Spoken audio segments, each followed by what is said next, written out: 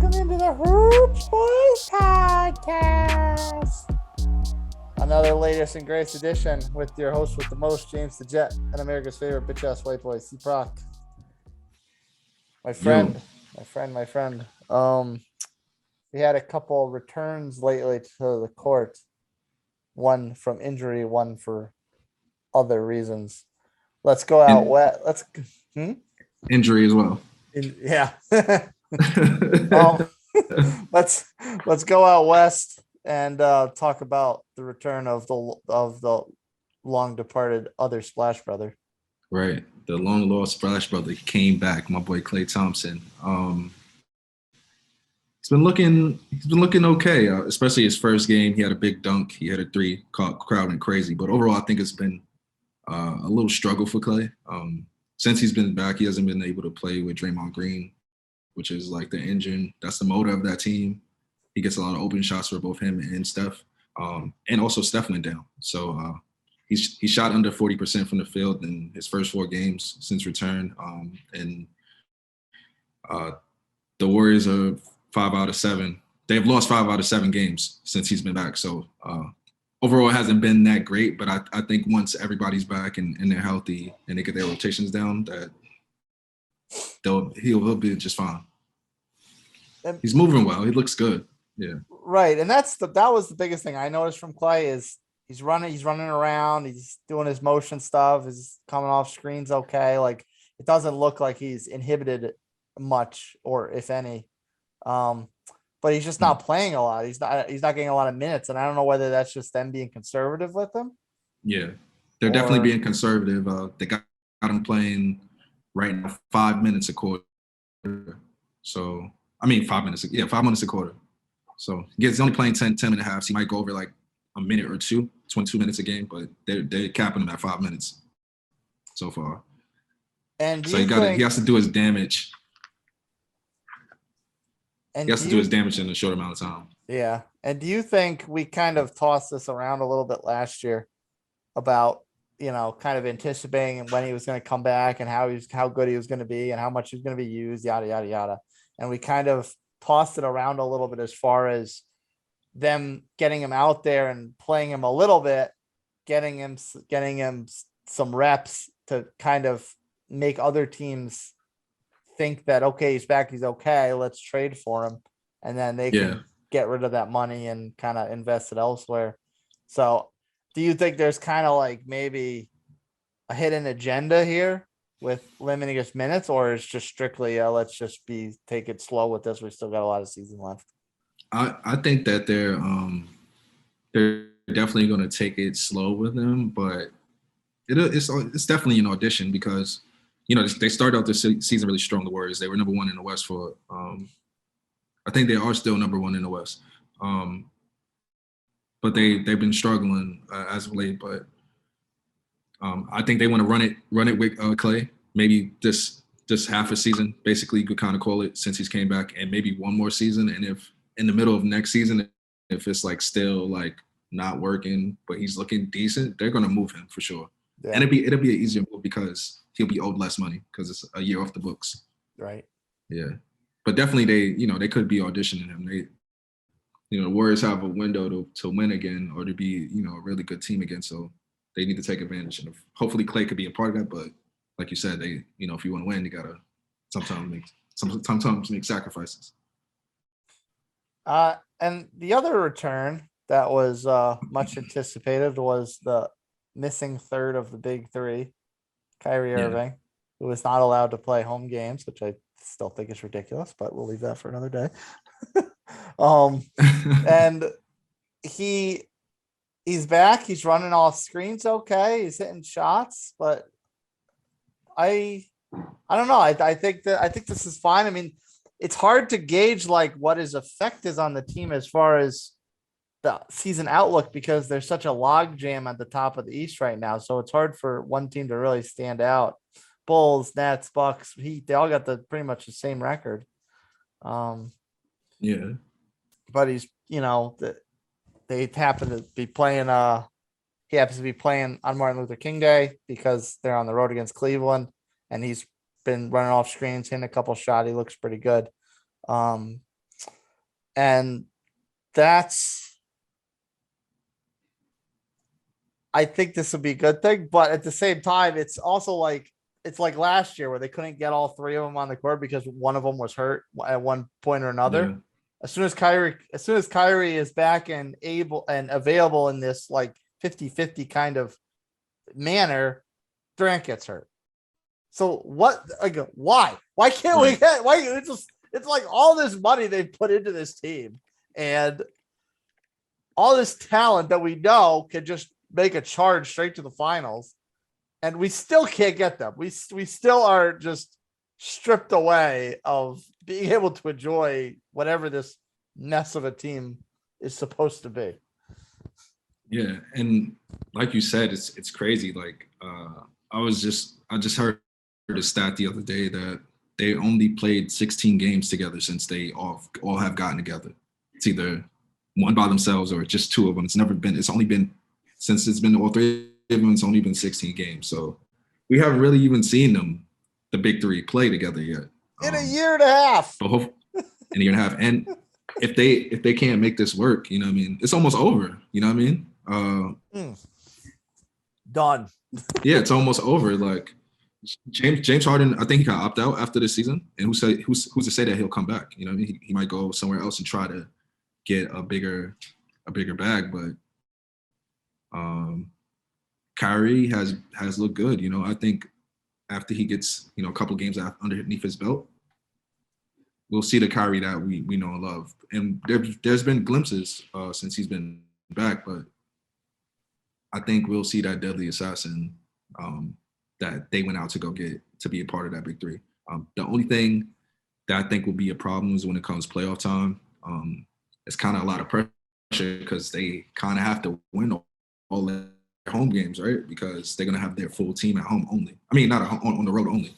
So they kind of got to win all their road games. And then kind of pull out the home games if they can. But it's kind of everybody else is working the other way, like trying to win the home games and try to pull out something on the road, but they got to do it the opposite way. And that's kind of like, I don't know. That's kind of going to be tough, I think, come playoff time if they can't figure out how to keep Kyrie on the floor. And on top of that, if they can't figure it out, if they can't all get enough reps together, it just doesn't work again for another year in a row, and they break it up. How screwed over are the Nets then? Because they did this once already with Garnett and Pierce and all that. And somehow they recovered from it. Yeah, but it took them a while, but they were pretty mediocre. But then they did it again for these three. Sold out all these picks, all these young players. If they all of a sudden go and leave, let's say Harden opts out. Let's say Durant, can't remember how long his extension was, but or if he has another opt out. But let's say he wants out. Let's say Kyrie he can opt out. He can opt out after the season. So Harden and Durant can both be out. Yeah. And let's say Kyrie decides, okay, this isn't for me anymore, and he doesn't want to play. Where are the Nets? That doesn't leave them much. Yeah. They're right back to where they started. Yeah. In the dirt. They're back to being mid-2000s Knicks. Which is fine with me. Maybe, hey. No Knicks slander. Sacrilegious on my part. Well, if you want to toss some dirt back and forth our way, or even tell us how amazingly brilliant we are, get in the conversation, tweet us on Twitter, or land in the DMs on Instagram at HoopsBoyPod. And we'll come back. We'll talk about some other guys that are making their team shine a little bit brighter. Hoops Boy Podcast. Keep with us.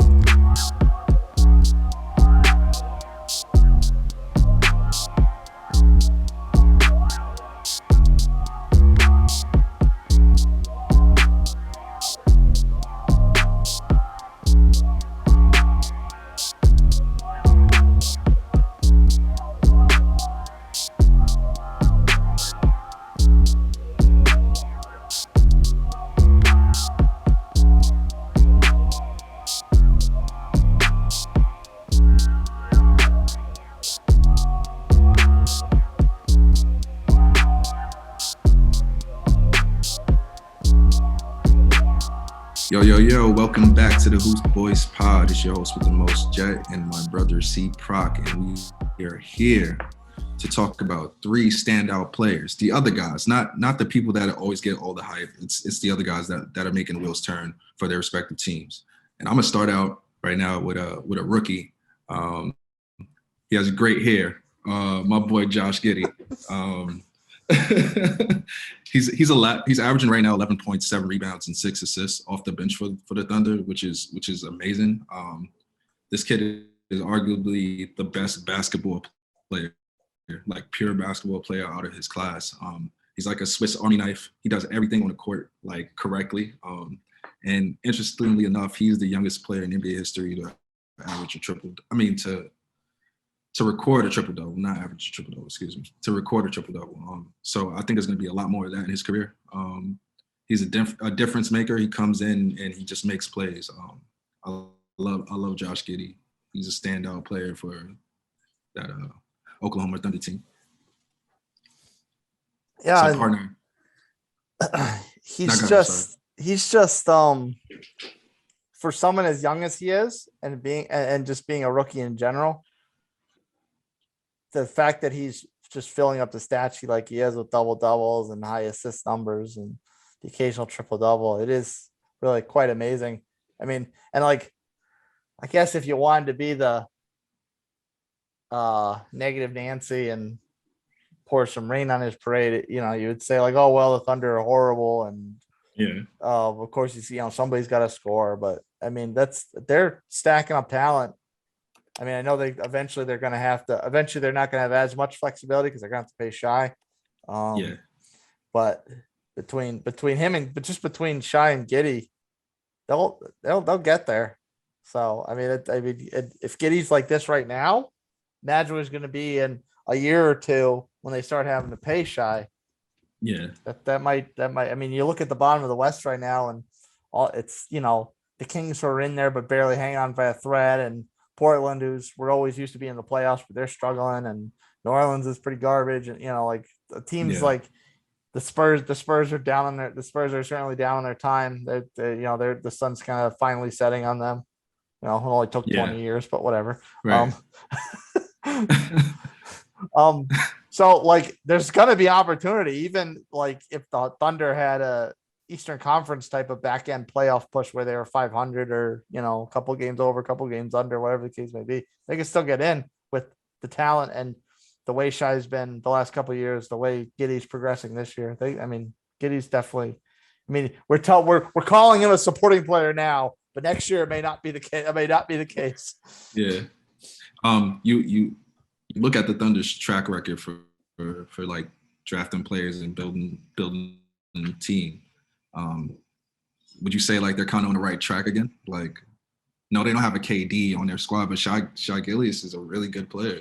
Josh Giddey looks like he's going to be a really good player. Like, where did they find? I mean, they didn't draft Shy, but they drafted Josh. Like, where did they find these guys from? Like, who's scouting for that organization? Yeah, the way they're building this team is the way I like to see teams built, with just like, okay, let's just pick someone off someone else's roster who's really young, not getting a lot of minutes, and let's just hoard draft picks. And the NBA draft is always weird as far as like if it's either boom or bust at the top, but sometimes you find someone lower down that may not necessarily be a star, but they really fit your team well. I mean, we've seen it with our Knicks this year with Grimes and McBride. Like they're not studs, but they fit what we need. Yeah. So that's the type of emphasis the Thunder have been taking. They need a kind of a versatile swing type of big or whatever the case may be. They need someone to complement this slasher that they've got in Shy. So they pick this guy Giddey off, who's got some international flavor to him, and it's worked out. It's worked out perfectly so far. But that's the way I like to see teams built. It's just, you kind of find some little bargain deals, and sometimes they don't always wind up being Shy. Sometimes you pick someone off someone's roster who's not getting a lot of time, and they're just the same type of player they were before. There was a reason they weren't getting any time. Yeah. But sometimes they wind up like this where they're a stud. and then you just hoard draft picks. The more there's only 2 rounds in the NBA draft. You just hoard them. If you have over a 4-year span, 10 picks, 10, 12 picks over a 4-year span, you're gonna get somebody. Yeah. Yeah. If you're lucky, you're gonna get a player. Yeah. If you're lucky, you get 2 stars. If you're not hitting a home run, but you're doing pretty good, you get like 1 star and one kind of B-level star and 2 other really good B-level players. Just like regular players, but they're either a 3-a-D guy who they're either super reliable behind the arc and they shut someone down, or they're really good facilitator, and they're once in a blue, you can't necessarily rely on them to drill a lot of threes, but you can't, defense can't ignore them either. So that's why I like to see teams built, because it makes it more fun that way. Super teams get all the ratings, and sure, it's fun to watch the stars run around, but I mean, it gets old after a while. Nah, for sure. I always like rooting for the young teams. Yeah, like the Bucks. Yeah, look at the Bucks. Like the Bucks. Yeah. That's a great NBA story right there. Yeah. So partner, that was my first standout player. Who's on your radar? First one, I'm staying out west. Okay. And Luka finally has a running mate right now, because I mean, as we talked about towards the end of last year, KP wasn't Porzingis really wasn't lighting it up too much as far as what the Mavericks thought they were getting. He's been all right. He's put in some numbers, but he hasn't been that really B-level star to Luka's A, But Jalen Brunson's had a lot of good games this year, scoring wise. Quite a bit of 20-point games. There were a couple games Luka was out. Brunson stepped up and poured it in even more. He's shooting over 50% from the field. He's shooting over 40% from 3. He's still getting his assists. His points per game is around 16 right now. So, I mean, I think that Jalen Brunson, someone that you're like, Jalen, who? But I think that's right.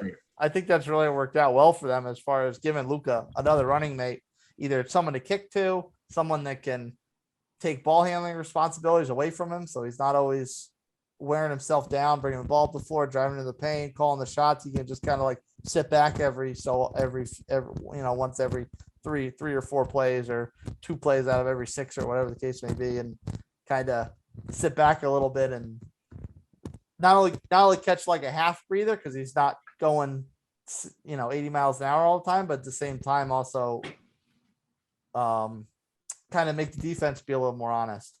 They don't have to load up. They don't have to load up on it. They have to kind of spread a little bit out a little bit more. So I really like Jalen Brunson too. And Dallas has been playing really well this year. For a while, I didn't think surprisingly. For a while I didn't think they were, but they really got back on the ball. No pun intended. And and they're right in the mix, right? They're right in the mix right now for that 3 through 5 area. I mean, I don't think anyone's gonna catch Phoenix or Golden State this year, but that's besides the point. Yeah, they're in 5th right now.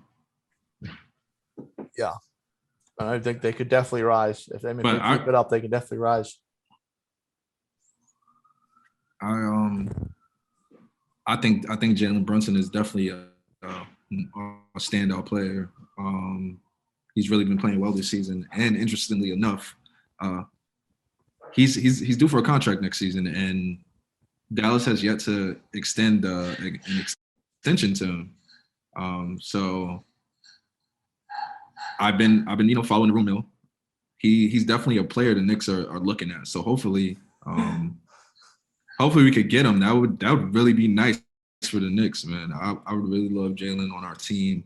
And just the shame. That's just a shameless Nick. Shameless Nick plug. Yeah, but yeah. Well, shout out to Jalen. It would be nice. I can't argue with on that. It would be really nice, but I think Dallas would be pretty stupid to let him go. There's no way things are going right now. They should not let him walk. But I'm surprised they haven't extended anything to him yet. But we'll see though. Like you said, he's playing really well. He's getting a lot more minutes, so it might force their hand to offer him something crazy. Get him paid. Get him paid. Crazy, but something that he deserves. Yeah. Who's next up, brother man? So I'm gonna stay out west. This is one of my favorite teams right now to watch. The Memphis Grizzlies. And the player, of course, Ja Morant is like the heart and soul of this team, the engine, if you will. But this team has been really successful this season. They're sporting a 30-15 record, which lands them in 4th place in the Western Conference. A real big improvement from where they was last season. They've been dealing with a lot of injuries and COVID protocols, players missing games, Ja missing some substantial time, and they have this season's NBA's longest win streak. I think it was like 13 games in a row. And some of those games they won without Ja Morant. But the player that I'm mentioning is Desmond. He's averaging 17 points, 4 rebounds, and 3 assists. He's shooting 43% from 3, so they got a sniper coming off the bench. And he's always been a spark off the bench, but he's been playing he's been thrown into the starting rotation this season. Like I said, they've been dealing with a lot of injuries and COVID protocol. So, and he's been performing. I don't know if he's eligible for winning 6th Man of the Year because he's played a lot of minutes in the starting rotation this season. Since they're starting to get players back, he's gonna go back to the bench when they get Dylan Brooks back, and John's already come back. But Desmond, he's one of my favorite young guys, favorite like standout players for that Memphis Grizzlies team. So how you feel about Dez? Dez is very good, and Dez is kind of like a like the Brunson to Luka. Yeah, he's very much filling that same role to Ja, and he's you're saying he's a shooter, but he's also got a good body on him, so he can get to the rim. He can slash a little bit too. So I think that's kind of like reminds me a little bit of the backcourts of old. In I guess probably like our heyday of the NBA, the early 2000s and that sort of thing, where teams pretty much had a real good slashing guard, 2-guard, 3 small forward type, and then a point guard who was exceptional, could shoot, could drive. That's so they kind of remind me a little bit of that. No, for sure, yeah. It's funny, like you're starting to see trends change a little bit. It's not a big change like how everybody's shooting threes now, but you look at teams like Cleveland and the Grizzlies, they're more like traditional teams from like early 2000s. Like they're bigger teams and they run hard, they play defense. Yeah. It's really good to watch. The trend is coming back around. It's coming back around. So you have somebody that you like from Memphis as well as your standout player. Oh yes, I was gonna be clever and say I'm gonna stick in the whatever city, but I looked it up real quick, and apparently Memphis is called the Bluff City. I've never heard of that in my life. The Bluff City. Oh. Yeah, I don't like that. That's right or wrong. Somebody please yell at me. Leave a comment and tell me, because I've never heard of that before. But yes, I'm going to stay in Memphis. And as great as Ja is, he's young. He's a workhorse. He can play a lot. He can do a lot, but he can't play all the time. Once in a while, he needs a blow. So his backup is former Duke product, Tyus Jones. And he's had a couple down games of late. I realize this, but he's shooting over 50% from the field. He's shooting 35% from 3. There was one game a couple of weeks ago that he was having a big night, 17, 6 boards, 6 assists. He had a lot of threes. I think he had 5 threes in that game. Of the 17 points, I think, the majority of that was from behind the arc. So I think that if he can, he doesn't have to do that every night, but even if he can do something close to that, that's going to be a really good backup plan to Ja, because obviously you need your horse as fresh as possible for the playoffs, and you don't want to say Ja's not going to be fresh for the playoffs because he's 22 years old, 23 years old. 24, something like that. So you don't want to assume that he's not going to be fresh because he is so young. But at the same time, you also want to strap your wagons to Ja for the next 20 years. So he does need somebody behind him to spell him a little bit. So on one hand, sure. on Desmond Bain, Desmond Dane, for reverse the names like that. Desmond Dane. For Desmond Bain, like it's nice for Ja to have the sidekick to share the load scoring points, but Tyus Jones is nice for Ja to have, so he doesn't have, so he could just sit on the bench and be okay, and Jenkins doesn't have to worry about them. If let's say they got a big lead, all right, let's pull Ja for a while. They don't have to worry about necessarily giving up that lead. You know, the opponent just chipping back, and all of a sudden, like, okay, Ja, we need you to go back and ball out because we're gonna lose this game. We blew the lead.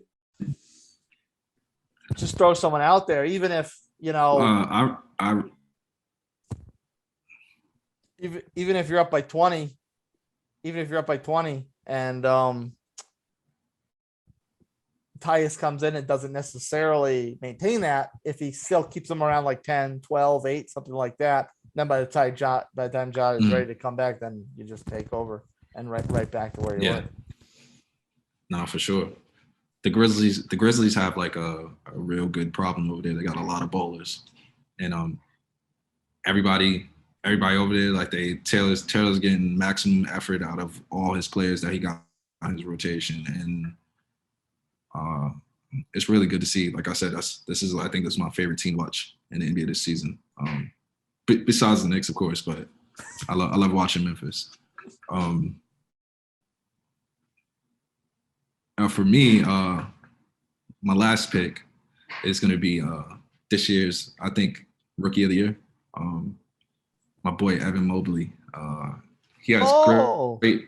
No more tie pick anymore. No more tie pick anymore. You're going Mobley over Giddey?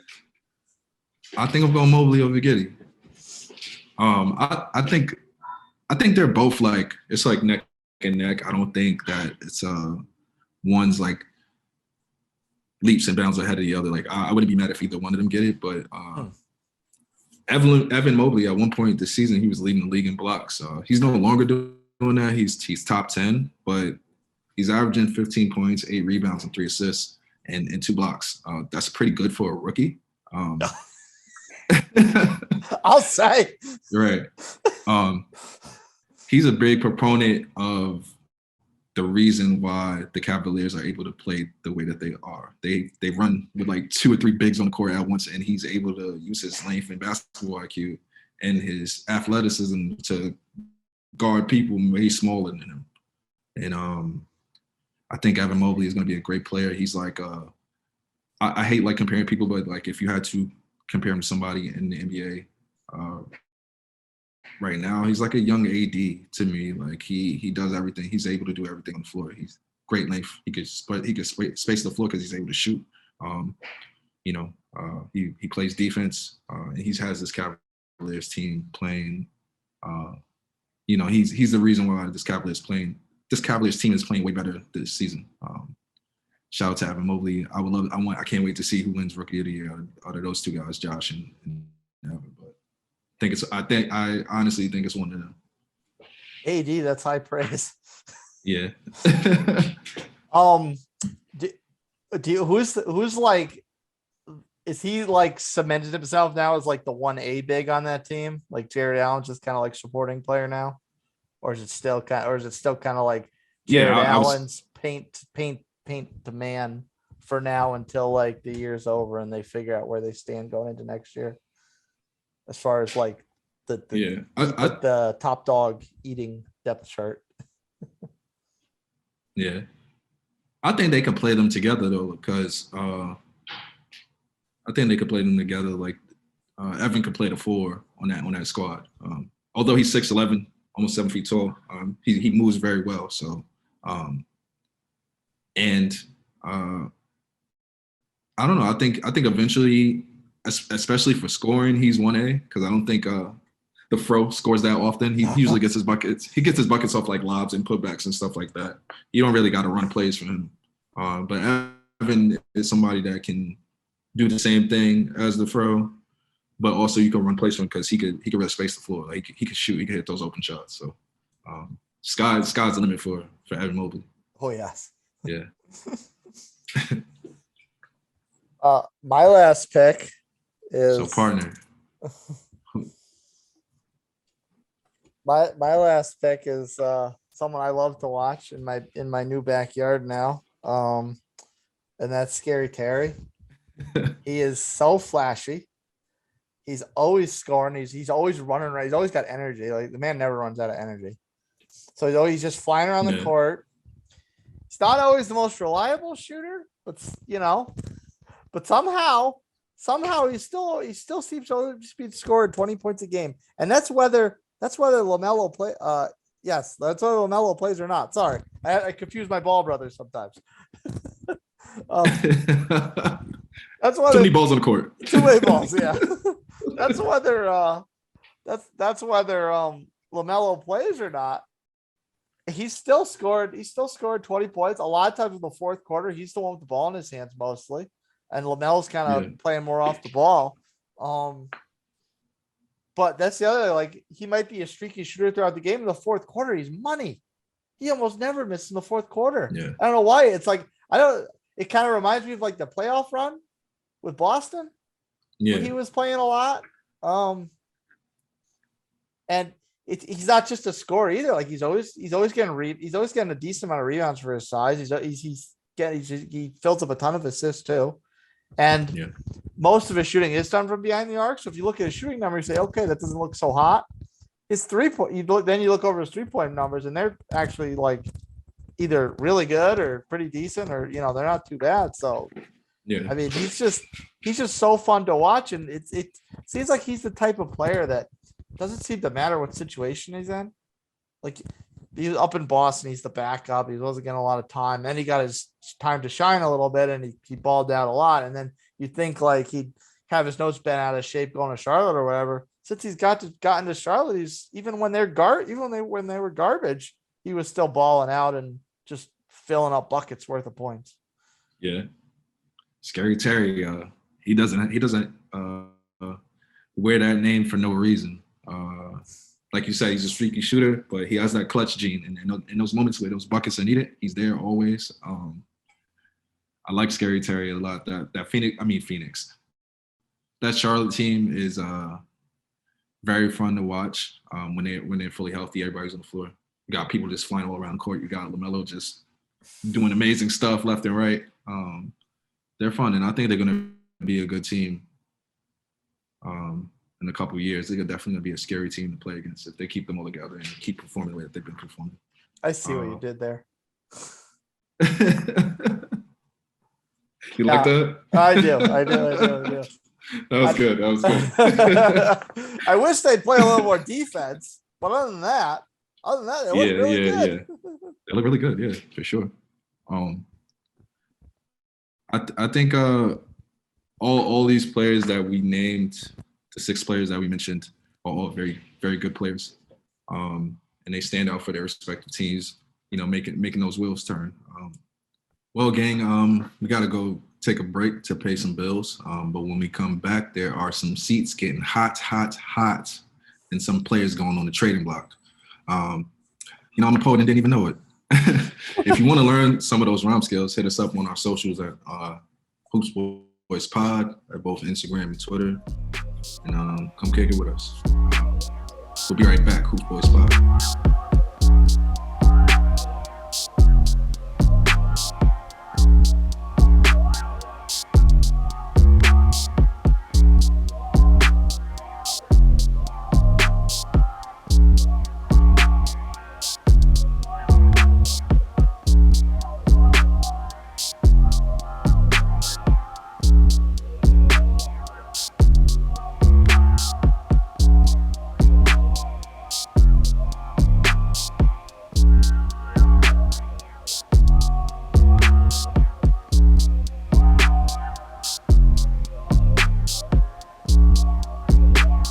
We are back to wrap up this latest episode of the Hoops Boys podcast. with your main man, James the Jet, and America's favorite bitch ass white boy, CProc.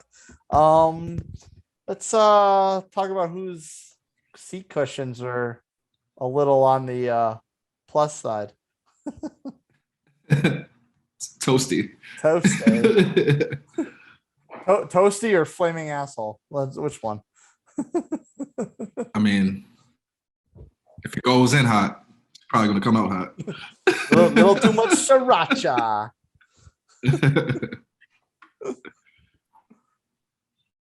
Who you got? Who you got first? So hot seat. One of the coaches that I believe is in boiling water. whose seat cushion is in boiling water is Dwayne Casey. And I think a lot of it is not his fault. That team is not that talented. They're starting to get talent, and while he was there, he had Blake as well. Blake's body kind of like fell apart during his tenure there. So, he's adding a lot of losses to his record. But Dwayne Casey, I feel like he's gotten back-to-back bad breaks because when he did get fired from coaching the Raptors, they had a really good record. Although he didn't get them to the finals or win, take them to the chip, like, or win. Yeah, it's and then that or win, yeah. To now, he got scooped up really quickly by that Detroit team, and it's like more of the same, like more disappointment. Blake is not the player that he once was when you first get there, and then they're like, oh, full rebuild, and you have some talent there, but it's not enough to compete consistently night in and night out. I think what they should do with this team, they have Cade Cunningham and a couple of young guys, just like get all the older talent out of there, let Dwayne Casey go right off into the sunset, let him go start coaching another team, or maybe get on somebody else's staff because he doesn't deserve what's going on out in Detroit. Maybe they'll keep him and, see how he does with Cade, but I think they should just start anew. Shout out to Dwayne Casey. I think he's a hell of a coach, but I just think the situation isn't the best thing for him. Yeah. And yeah, he is a very good coach. He's a very tough coach too. If he was on a team like Cleveland, they'd probably be in the same position they are right now. Not that Bickerstaff's doing anything bad. He's doing wonderful things, but that the way that team's built, it's beefy, big guys who can bang around a little bit. Casey would have fit in real well there. He might have fitted well in New Orleans if Zion could ever stay on the court. But I echo your sentiments. It's not his fault. It's they just have nothing to work with. I mean, Cade's been there for 5 minutes. They got someone like Corey Joseph who hasn't really panned out. Trey Lyles hasn't really panned out. Olenek hasn't really panned out. So they got these veterans that got some talent, but it just doesn't work for whatever reason. And then they got drafted, and then Jeremy Grant, they give him a boat. They back the truck of money back up to him, and he hasn't really turned it around either. And then they got all these other young guys. I mean, Luke Garza came in with Cade, so he hasn't had that much time, obviously. But Killian Hayes was a high draft pick. He hasn't done a whole lot. Sadiq Bey's been playing okay, but if your wagon's hitched to Sadiq Bey, is that really a good thing? I like him though. I like him a lot. That's why I feel like they can move on from who did you just say? The Grant brother, Grant Jeremy brother. Grant. They can move on from Jeremy brother. Grant. Yeah. Jeremy Grant. They can move on from Jeremy Grant. Sadiq Bey he's the real deal. I think he's going to be a really good player. Oh, it's funny. Yeah, and like you were saying, with Blake's body betraying him, it was also his motivation that betrayed him. That too. Because he went to Brooklyn and it was like he was 20 years old again. Yeah. He's like, wait, you can score in double digits still? Didn't know that. You're still an NBA player? Amazing. Amazing.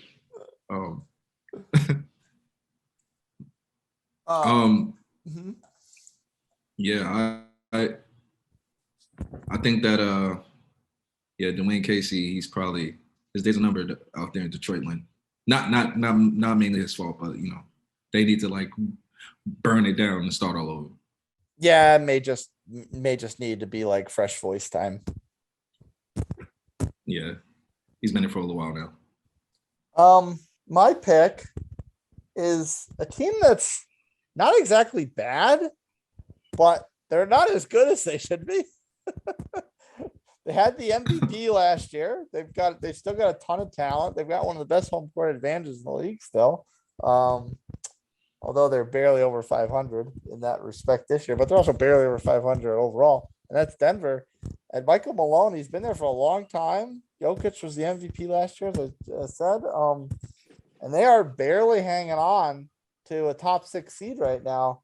And wonder of wonders, Minnesota is right on their heels. I mean, the Lakers are right there. You have to think or assume or pray or whatever adjective you want to use or adjective or verb you want to use. You have to wonder if the Lakers are gonna, get their mojo back this year. And if they are, they're certainly gonna make a charge at get a top 6 too. Yeah. They're within striking distance. The Clippers are a little banged up, so I don't know if they'll do it. And Portland, if they ever get their act together, maybe they will. But Denver's barely hanging on to a top 6 team. And I was looking over the games that they've played in their losses. They've had some bad like bad luck losses, like 6 points, 2 points, 3 points, 1 point, whatever the case may be. But they've got a lot of games where they just get smoked. Like Yeah. Denver Nuggets should not be getting smoked. There's too much talent on that team. So I don't know if Michael Malone's just kind of worn out his welcome a little bit and he's just kind of treading water.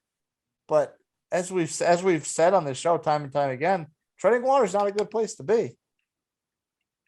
No, it's not. Not when your championship window is open, but it's for everybody, for every championship team, the window, as fast as it opens, it closes. So Yep. these are those years that you have an MVP caliber player on your squad. You kind of want to make as far as runs as you can. Yeah. To Mike Malone's credit, hell of a coach, and he's done a lot with missing one of his best players, in Murray. He's really blossomed before the injury, and then also Weston again hurt again. Michael Porter Jr. That's another setback. And they just paid him, and now he's hurt. He's going to be out for a little while. Another person that's a really good player is Will Barton.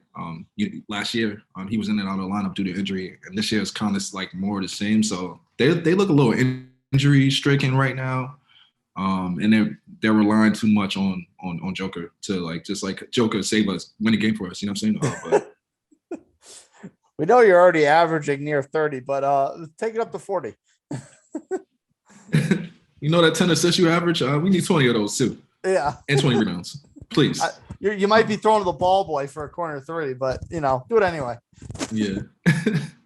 But I do like Mike Malone. I think if they get some players back off injury, which is not really looking. I don't know if Murray's going to come back this season. I don't know what's going on with Michael Porter. I don't know how extensive is his back or, but if they could get some players back, I think they'll be okay. They'll be just fine. But like you said, how much longer is the general management going to let Mike Malone coach this team to Western Conference Finals is pretty good, but when you got the MVP, it's finals or nothing. You know what I'm saying? You just don't want an MVP on your team and not go far in the playoffs. So yeah, and when the Mike got to be careful. Yeah, and when the clock starts ticking, injuries start to become less than an excuse, whether or not it's justifiable or not. Because in theory, if you've built up a team and you have depth, you should be able to withhold an injury. Maybe not 3 at once, but one here, one there, a couple. You should be able to have enough players to backfill that production and at least keep you somewhat competitive. Which I guess they are, but barely. Yeah, and not for nothing. They're in the Western Conference, but that division that they're in with the teams that they played the most in the season, it's a pretty tough division. You have the Grizzlies, the Mavs, the Lakers, which they haven't really been good that season, but they're still a formidable team. And the Timberwolves, who you said are like right on their coattails, about to jump them, you know what I mean, to get into that top spot. So into that sixth spot. So that division is tough as well. So, I mean, Mike and that coaching staff has it out for them because they got to figure out how to win games with limited amount of talent. But this is the NBA, right? This is what we do. Yeah. That's like the old argument, could Alabama be an NFL team? And everyone likes to say, oh yeah, of course it's Alabama. It's like, no, they're still kids. They're still kids, and those are still there's no professional adults. Right. And I feel like the skill level in the NBA, I mean, in the NFL per se, is like the jump from like amateur to professional is crazy. Like, you know what I'm saying? Right. Like a pro player. Yeah. Right. Because players come out of the NBA, or players come out of college so quick into the NBA that they basically were from high school anyway. Back to the days where we were letting them in from high school. And I mean, that would obviously never happen in the NFL. Yeah, that's not happening in the NFL. Let an 18-year-old kid walk onto the field, he'll get destroyed. Mama, no. Mama, no. He's like, he just turned 18 last week. Now his legs don't work.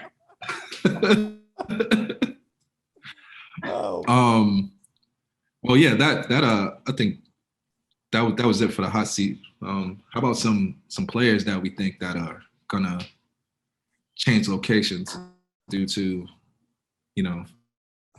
maybe they stank in it, or maybe they just need a different change of scenery. We got part. I feel so bad because I feel like I always get on this player and I just grab onto the jugular and I never let go. But I really do think Jason Tatum's got to go.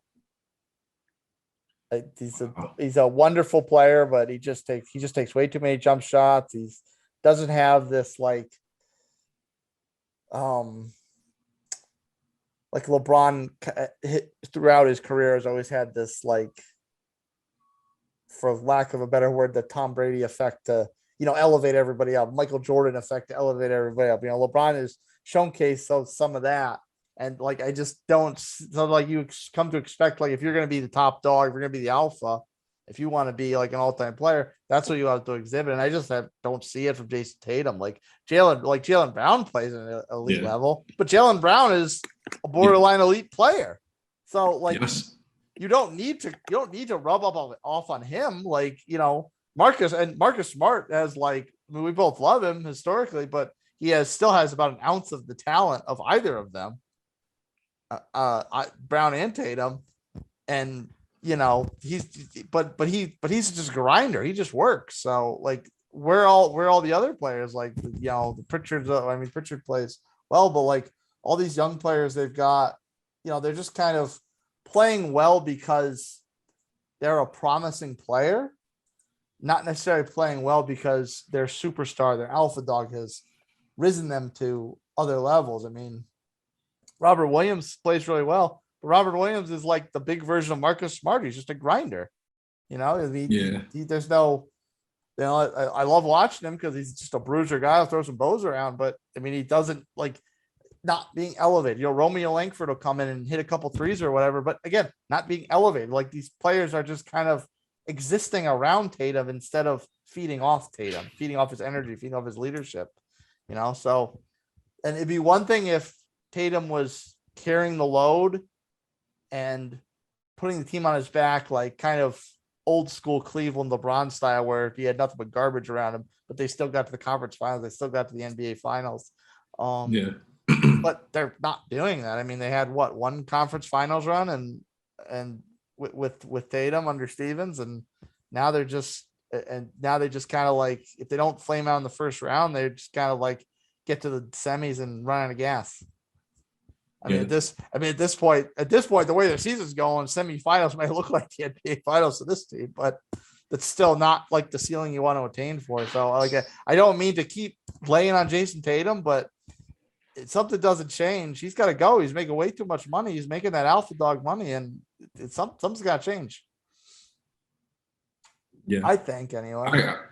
No, I mean, this conversation has been happening for the past couple of seasons. Like, when will they choose? They got to choose one, either Jason Tatum or Jalen Brown. And I don't think that they should make a decision on like, oh, we need one or the other. They do need them to play more team-oriented basketball, not the like, oh, here, it's your turn, it's my turn type thing. And Jason Tatum is kind of like, he idolizes Kobe, and Kobe was like probably like the last true gunslinger of the NBA. I mean, you could throw a player like maybe like Carmelo Anthony after him, but after like Kobe was like the main, he was a gunslinger that had success. Like he won championships and stuff like that. And I think Jason Tatum is kind of trying to mimic that style, like volume shooter. But it would definitely make his team better if he would move the ball a lot more, try to average like at least 5 assists a season, 5, 6 assists. I think that's definitely doable if you got the ball in your hands. Every offensive play, almost every offensive play. So he's aiming for Kobe and pulling up all Carmelo. Yeah. Yeah, and it's like he has to definitely like get his game together where it's like he can go through his reads, get his teammates involved, and then go out and try to get his. But I think if he plays like in the beginning of games, like maybe like the first quarter and a half, like maybe try to get his teammates involved, like take his open ones, of course, and anything that's like late in the shot clock, because it's going to rotate to the best players late shot clock. But drive and kick. The defense is going to react to you. They know that the offense is going to go through you. So, try to find an open man. I think they would benefit a lot more from that. And it's, they have some talent over there. They've been a little banged up. But Jason definitely has to get it together, because that rumor is like constantly swirling. Like maybe they should trade Jason and keep Jalen. They want the Celtics to make a choice, but I think that's a really good 1-2 punch to have. They just need to figure it out. And those are the type of plays, those like end of the game defense collapses on you, kick it to the open man. Those are the type of plays that bring up your teammates' confidence and make them feel like they can be a percentage of the type of player that you are as the star. So like people like Langford, people like Pritchard, the guys that can hit those outside shots. Obviously Brown too, but Brown's always gonna have a man on him anyway. Nobody's letting him open. But Pritchard, Langford, those guys, those are players that need to benefit off of those late game situations or driving kicks. Yeah. And the shot, you get more confidence, and now you're a better player, and the team's better as a whole now and going forward. Yeah, and you're absolutely right. Like, in order for them to be able to hit those late game shots, they're gonna have to take those shots during the game. So why not get them more accustomed to like making those open shots? So when it's at the end of the game, when they're gonna focus in on you, oh, he already hit 3 from this corner this game. Like he's gonna be in his corner, I'm gonna find him. And I don't know, it's simple to me. I don't know. Yeah, it's a lot of just trust. Yeah. How about you? Who's getting the boot out the door from the Jet? The boot out the door. It's crazy to me. This guy's a former MVP. He's averaged triple-double back-to-back seasons. He has the record for most triple-doubles in the NBA season. He's bounced around lately. He's been on the Wizards, the Rockets, the Lakers. And his last 2 places, which was the Wizards and the Rockets, it didn't end that successfully. Like the Wizards had kind of looked really terrible in the beginning, but they turned around late in the season, and now he's doing the same thing, I feel like, on the Lakers. And the person that I'm referring to is Russell Westbrook. If you haven't guessed it by now, but he's playing well, like statistically. If you're just looking at the stats, like, oh, he's averaging a little under 20 and basically almost a triple double again. But if you look at, you take a deep dive into those stats and how many games, how many wins he's actually at, and it's not that well. Like he doesn't fit what a traditional LeBron James led team where you have like a guard that can hit their open shots and basically play defense and manage the game when LeBron doesn't have the ball in his hands. Russell's a player that needs the ball in his hands a lot to be effective, and I think it's really showing like now he can't really play off the ball and LeBron's a ball dominant player, so this two styles of play don't mesh that well.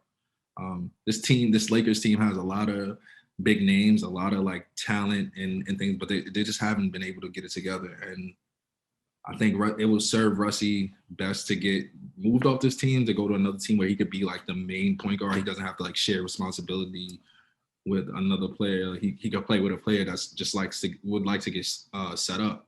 And he did that. He was doing that with the Wizards because him and Bradley Beal, you would think, oh, Russell's going to have the ball in his hands mainly the whole game, but Brad likes to shoot, so it's going to work. You know what I'm saying? And it really didn't work that well. Houston, it didn't work out, and the Lakers, it didn't work out. So it's like he's making a whole bunch of money, and you're on a team where you're supposed to be at least 1C, at least, because, AD and LeBron are there. But, sometimes he doesn't even look better, better than the role players. He's taking almost 20 shots a game, and it's not, he's turning the ball over a lot. It's just really nasty over there in Tinseltown. Yeah, a lot of times. No more Staples Center. There might be no more Magic. Yeah, and a lot of times the role players can, if that's the result that's going to come out, they're better off to put a role player in there because at least the role player is not dominating the ball so much and not taking as many shots. So it's sometimes it's better just to have Avery Bradley and to have Malik Monk and even Rondo. But the other thing is their numbers. Oh, Rondo's not even there anymore. They traded him. Oh, Rondo, that's right. He's gone. That's right. My mistake. Yeah. But the his numbers too are all down too. I mean, you look at his shooting numbers. I mean, granted, he's never been a great 3-point shooter anyway, but 29%, way too low. I mean, if you're supposed to be an NBA player, you're a professional. That's not good. 66% for the free throw line. Who are you, Giannis? Like, right. I'm pretty sure Giannis Antetokounmpo is the only superstar that can get away with shooting that poor from the free throw line. What the heck? Yeah. 43% overall is probably pretty standard for Russie, then that's fine. But I mean, if you're going to shoot that poor in the other metrics, you need to at least step it up in your close range shots. I agree. Yeah, I mean, I think it's time for a Hollywood divorce. Get Russie up out of there and let him, go off into hopefully greener pastures and get them a player that can really fit their team because the Lakers should not be this bad. It's like really discouraging. What do we call that? Like if the one of the the famous Hollywood divorces, the favorite Hollywood couples are like the Benefers of the world. What do we call this one? Bronny Brook. Bronny Brook. Bronthony Brook. Hopefully Russie can find a team that is more in need of his services, or he can turn it around with the Lakers. I hope the best for us, but after his last two stints, it's not really looking too good. In Russie land. Russie land. And how sad is that if the Lakers aren't that team that can best fill the need for his services? No. It's like the championship is right there, but every team faces adversity. Hopefully this is just their thing, but I think he'll do best if he gets a change of scenery. But as always, guys, thanks for hanging out with us. We're nearing the ending of this episode. But if you have any hot seat predictions or players that are in need of a change of scenery that we didn't pick, that we didn't think of, please hit us up on our socials, Hoops Boys Pod at both Twitter and Instagram. We're looking forward to chatting up with you guys until our next episode. Thanks for kicking with us. Shout out to my host, CProc. It's your boy, to Jet. Until next time, Who's Boys Pod. Peace. Kobe.